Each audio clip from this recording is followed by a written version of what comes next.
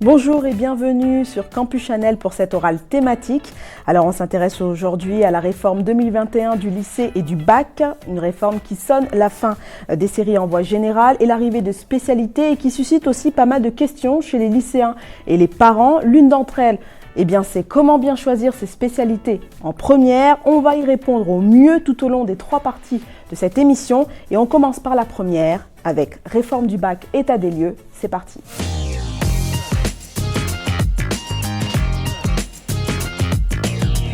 Alors nous accueillons pour cette première partie Delphine de Guillebon, consultante en orientation scolaire et cofondatrice de Reka Studi. Bonjour Delphine. Bonjour Ève. Alors première question, fini les filières, place à un socle commun et une liste de 12 enseignements de spécialité. Déjà, pour commencer, combien doit-on en choisir en première puis en terminale ? Gros changement, oui, avec cette réforme et ce nouveau bac, puisque maintenant parcours à la carte. Et les lycéens vont devoir, là, dès maintenant, bientôt, en seconde, au cours du 2e trimestre, et ils vont le préciser au cours du 3e trimestre, choisir 3 enseignements de spécialité pour l'année prochaine en première. Quelles matières seront communes à tous les élèves et quelles seront accessibles qu'en spécialité ?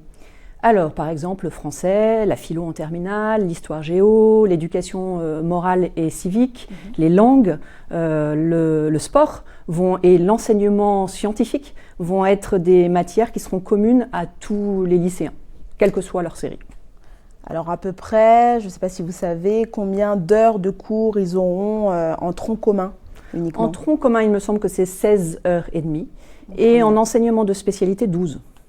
Alors quand on parle de cours composés à la carte par les élèves, qu'est-ce que cela signifie exactement ? Gros changement donc pour les élèves qui autrefois n'avaient qu'à choisir une série S, ES ou L. Aujourd'hui c'est fini. On parle de cours à la carte parce qu'ils vont devoir choisir des enseignements de spécialité, 3 donc en première, qui les mèneront vers les études supérieures. Et donc il faut choisir ces enseignements de spécialité de façon cohérente par rapport aux études supérieures qu'ils visent, voire aux métiers qu'ils désirent exercer plus tard. Ça oblige les jeunes à réfléchir maintenant, dès la seconde, puisqu'ils vont devoir se positionner là au cours du 2e trimestre et finaliser leur choix de spé pour le 3e trimestre, en réfléchissant vraiment à qui ils sont, ce qu'ils ont envie de faire, quels sont leurs atouts, leurs points de force, quelles sont les matières qu'ils aiment travailler, quelles sont les activités où ils s'épanouissent, quel rôle ils prennent dans ces activités. Tout ça, ça leur donnera des indications sur ce qu'ils pourront faire plus tard et les matières qu'il faudra qu'ils choisissent pour arriver à ce qu'ils veulent faire plus tard. Très bien.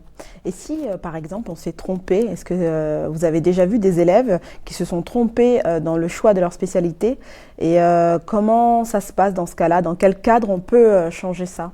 Alors j'en vois quelques-uns là, parce que donc, c'est les premiers qui sont en première cette année, donc ils innovent, ils inaugurent.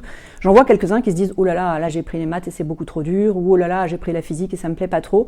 Les lycées ont l'air de laisser une certaine souplesse et leur permettent, alors je pense pas au-delà des vacances de la Toussaint, leur permettent d'opter pour un autre enseignement de spécialité si celui qu'ils avaient choisi ne leur convient pas. Donc c'est toujours un peu possible quand même.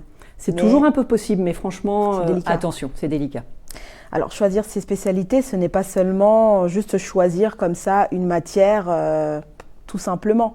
Concrètement, c'est quoi, en fait, bien choisir ses spécialités en première ? Toute la difficulté, elle est là. Notre ministre, si on regarde les vidéos qui sont sur les sites Horizon Bac 2021, nous dit « Choisissez en fonction de vos goûts, des matières que vous aimez travailler ». Donc ça peut être une voie, mais en même temps, j'aime travailler l'histoire, j'ai pas forcément envie de faire de l'histoire plus tard. J'aime travailler l'art plastique, j'ai pas forcément envie de faire des études ou de devenir artiste. Donc il faut réfléchir, c'est vrai, en fonction de ce qu'on aime travailler, parce que quand on aime quelque chose, c'est là où on est bon. Mais il faut aussi quand même avoir une espèce de logique du supérieur, regarder ce qu'on veut faire plus tard et donc commencer à se projeter, investiguer les métiers, investiguer les secteurs et investiguer ses centres d'intérêt. Donc ça, c'est un conseil pour pouvoir bien choisir. C'est vraiment un conseil très important pour bien choisir.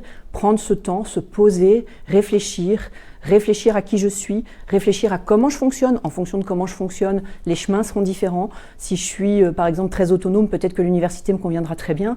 Si j'ai besoin d'être dans l'action et plutôt sur le terrain, peut-être que plutôt un bachelor ou un BTS en alternance seront parfaits. Voilà, en fonction de sa personnalité, il y a des voies et des chemins différents. C'est important de commencer à les appréhender dès maintenant, sans fixer les choses, mais de commencer à réfléchir maintenant. Alors pour revenir au point important du programme de cette réforme, concernant les coefficients au bac, quelles sont les nouveautés ? grosse nouveauté, c'est que il y a l'apparition maintenant du contrôle continu. Donc le bac va se faire à partir de la première en 2 gros temps en fait. Le contrôle continu qui comptera pour 40% de la note finale de bac et les épreuves finales qui compteront pour 60% de la note finale de bac. Et le contrôle continu se divise entre les E3C, épreuves de contrôle continu, communes de contrôle continu, et les bulletins scolaires, les E3C 30% et le bulletin scolaire qui comptera pour 10%. Donc les épreuves terminales, elles concernent quelles matières? Ce sont toujours les mêmes? Les épreuves terminales concernent le français en première, écrit et oral, la philo en terminale, les 2 enseignements de spé qu'on garde, qui compteront lourd, puisqu'ils compteront chacun pour 16%, et le grand oral, qui par contre est une grande nouveauté cette année, en 2020. Parlons-en du grand oral. Alors, le grand oral, il portera sur un des enseignements ou les 2 enseignements de spé qu'on a gardés. L'objectif est d'apprendre aux jeunes à s'exprimer à l'oral, d'être capable de présenter une thématique et de répondre à des questions qui leur seront posées. Alors, le grand oral aura lieu à quelle période? Il aura lieu en juin 2021 pour les premiers. Donc du coup, cette réforme, elle marque aussi un changement dans tout ce qui est organisation de l'année scolaire. Comment sera découpé les semestres? Ah oui, elle marque un gros changement. Déjà, fin du bachotage, on l'a bien compris. Cette réforme, un des objectifs, c'est aussi de mieux préparer les jeunes à l'enseignement supérieur et donc pour ça, de leur apprendre à travailler avec plus de régularité. Le bac n'avait plus vraiment de valeur jusqu'à aujourd'hui, finalement, puisque tout était joué sur Parcoursup avec le dossier. Là, toutes les notes vont être importantes jusqu'au mois de juin, depuis le 1er septembre de première jusqu'à fin juin. Comment ça va être organisé? Les épreuves communes de contrôle continu, les E3C, vont se dérouler en 3 temps. Une série d'épreuves au 2e trimestre de première, une autre série d'épreuves au 3e trimestre de première et une dernière série d'épreuves au 3e trimestre de terminale. Très bien. Et les épreuves terminales, ce sera... Et les épreuves terminales, elles se seront pour la plupart déroulées au mois d'avril pour les 2 enseignements de spé. Et le français aura lieu donc en première. Et il restera la philo, le grand oral qui seront passés au mois de juin. Et qu'est-ce que ça change, ça, pour les établissements d'enseignement supérieur, que ce soit dispatché comme ça? Est-ce que ça leur permet justement d'obtenir peut-être les résultats des lycéens? Ça change beaucoup de choses. Beaucoup de choses, et on voit que d'ailleurs ça va faire que le mode de recrutement va évoluer, on va le voir au cours des années qui viennent. Ça change beaucoup de choses puisque 80% des notes de bac seront sur Parcoursup. Et donc ces notes, ce bac va avoir une vraie valeur.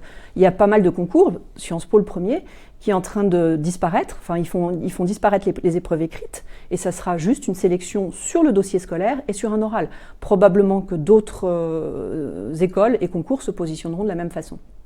Alors concrètement, on arrive à la fin de cette première partie, me dit-on dans l'oreillette. Concrètement, en quoi consiste cette réforme, les objectifs?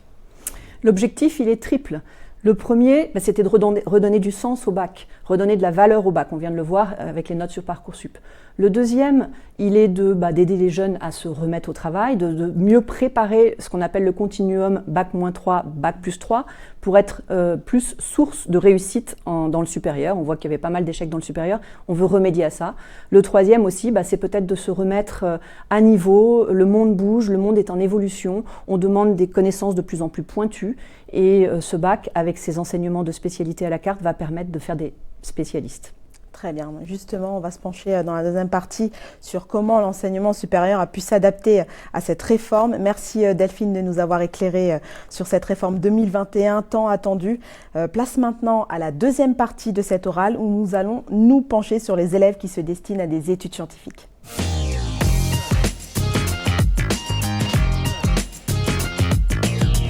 Alors Rémi Ferrand, délégué général de Talents du numérique, nous a rejoint. Bonjour Rémi. Bonjour Eve. Alors on rentre dans le vif du sujet. Les élèves doivent désormais, on l'a dit dans la première partie, choisir 3 spécialités en première. Si j'ai envie de poursuivre dans un cursus scientifique par la suite, par exemple être ingénieur, quel est le choix que je devrais faire? Alors, il faut déjà bien savoir la diversité des parcours dans les filières scientifiques.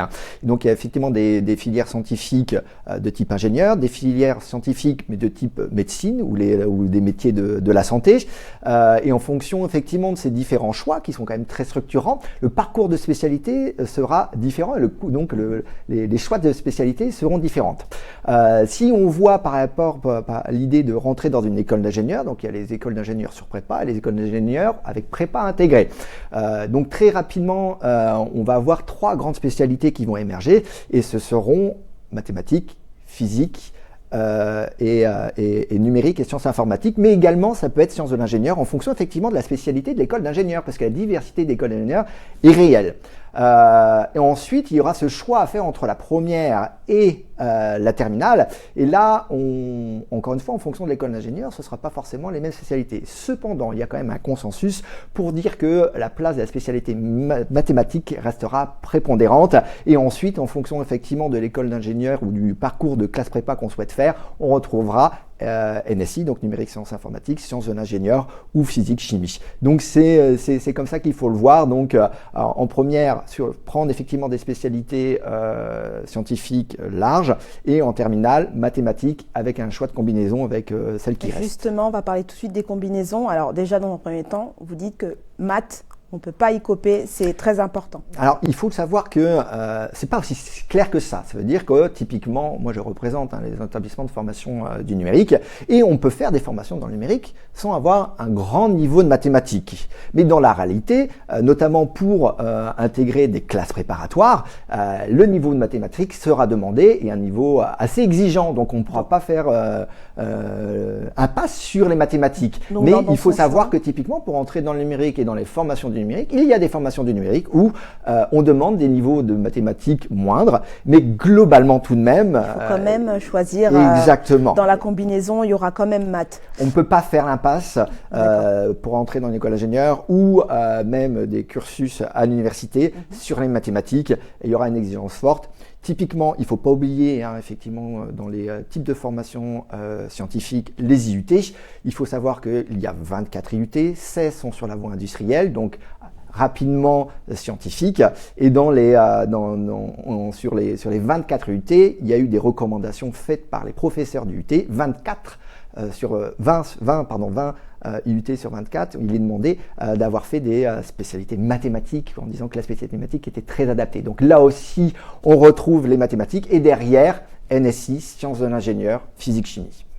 On va parler aussi de cette grande nouveauté qui est le NSI, qui, je le rappelle, est sciences numériques et sciences informatiques. Alors, il y a 3 combinaisons qui se détachent, 3 grandes combinaisons scientifiques qui se détachent dans ces spécialités en première. La première, c'est maths, physique, chimie et SVT. Il y a maths, physique, chimie, numérique et sciences informatiques, vous l'avez dit, ou encore maths, physique, chimie et sciences de l'ingénieur. Quelle est la combinaison idéale? Je sais qu'il n'y en a pas vraiment, mais si par exemple je veux faire médecin, quelle combinaison est plus adaptée pour moi? Et si je veux faire ingénieur, j'ai intérêt à prendre quelle combinaison?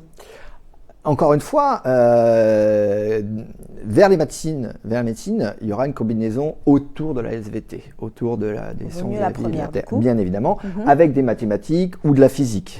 C'est souvent ça qui apparaît. Encore une fois, ingénieur, ça dépend de quel type d'ingénieur. Ingénieur chimiste, ingénieur en informatique ou ingénieur en mécanique. La diversité des écoles d'ingénieurs est telle qu'il faut faire attention à ça. Donc, c'est effectivement en termes de projection, il faut bien se donner, il faut bien se dire qu'il faut avoir une petite idée tout de même en termes d'orientation sur ce que je veux faire, sur quel métier je veux faire, sur quel établissement de formation, vers quel établissement de formation je veux me rendre. Et en fonction de cela, effectivement, il y aura des choix à faire. Mais on retrouve tout de même effectivement ces 3-là. Mais il faut avoir quand même une petite idée effectivement d'orientation à la base quand on fait ces choix, puisque ça va quand même orienter beaucoup sur le type d'école ou le type de formation ou d'établissement établissement qu'on peut faire par la suite. Oui, mais on voit que les deux dernières combinaisons sont pas si éloignées que ça. Donc, si j'ai, par exemple, privilégié physique, chimie, sciences de l'ingénieur et maths,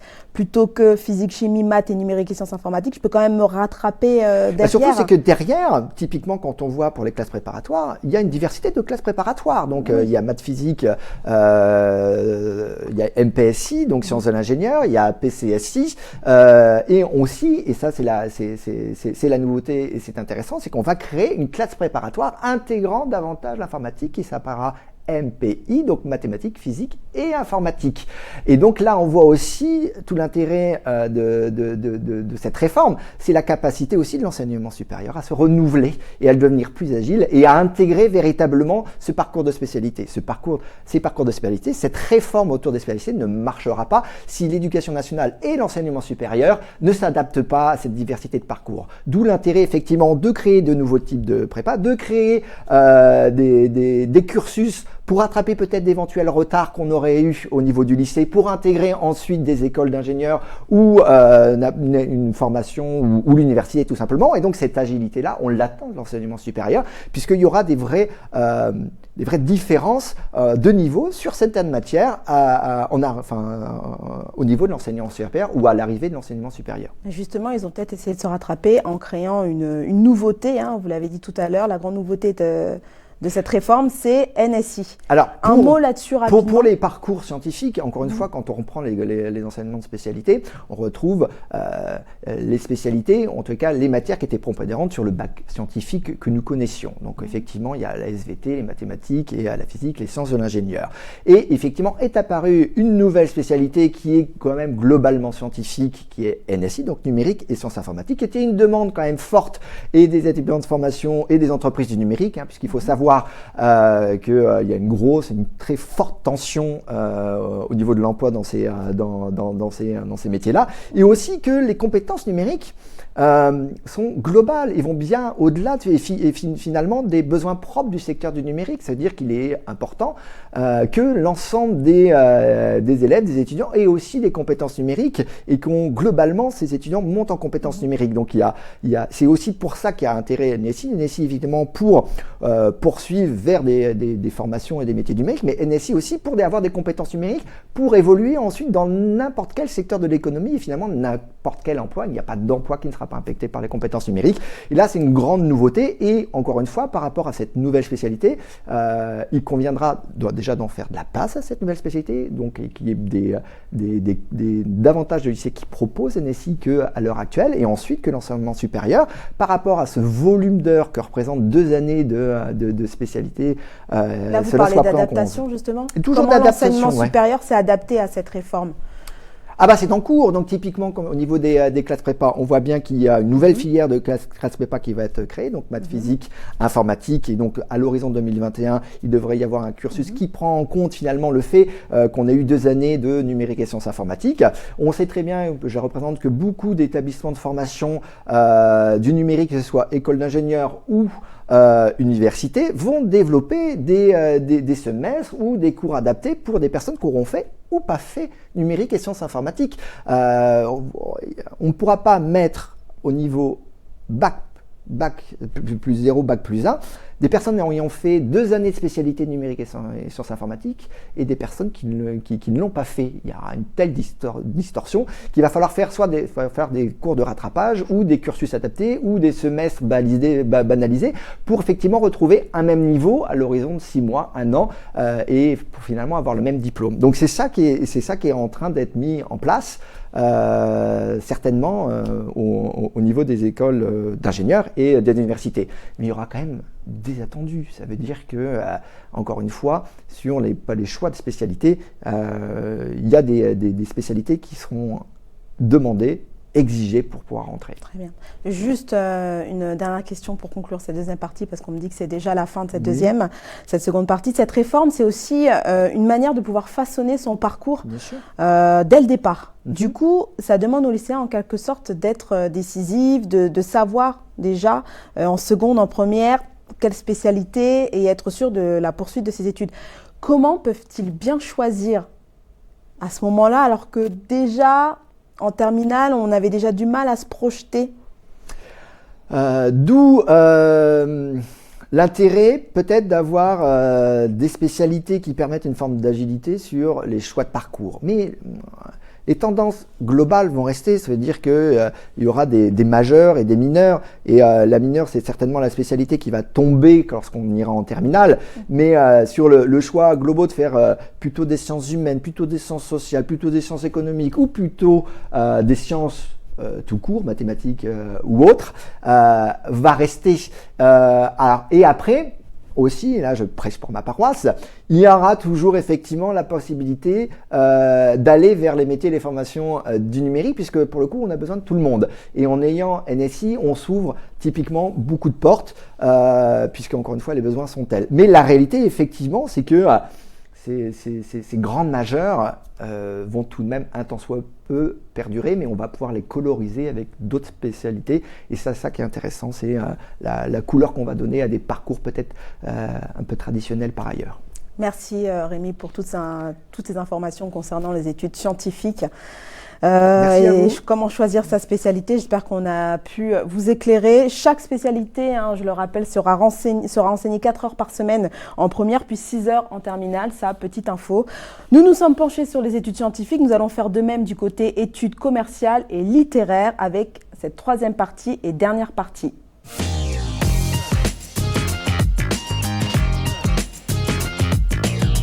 Pour la dernière partie de cette orale, et pas la plus facile, nous accueillons Alain Joyeux, président de l'APHEC, l'association des professeurs des classes préparatoires économiques et commerciales. Bonjour Alain. Bonjour. Bienvenue dans cette orale thématique. Merci de m'accueillir. Alors, en fonction de quoi faut-il choisir ses spécialités ? Plus en fonction de sa personnalité ou en fonction des matières dans lesquelles on excelle, ou juste en fonction de la formation spécialisée que l'on compte suivre ? Bien les deux. Si on veut aller en classe préparatoire économique et commerciale, il y a un impératif, c'est de ne pas abandonner les mathématiques. Donc un élève qui est en fin de seconde va devoir prendre la spécialité mathématiques et en terminale, il faudra qu'il garde les mathématiques, soit en gardant la spécialité et en ajoutant, s'il le souhaite, les mathématiques expertes, soit en abandonnant la spécialité mais en prenant l'option mathématiques complémentaire. Pour les autres spécialités, il a le choix total. Il faut qu'il prenne les disciplines qui lui plaisent, qui l'attirent et qui vont valoriser son dossier. Alors maths, c'est important de le choisir en ce qui concerne les CPGE, donc les classes préparatoires aux grandes écoles de commerce, tout ce qui est économique et commercial, mais au niveau classe préparatoire littéraire, est-ce que les mathématiques sont si importantes que ça ? Alors pas du tout.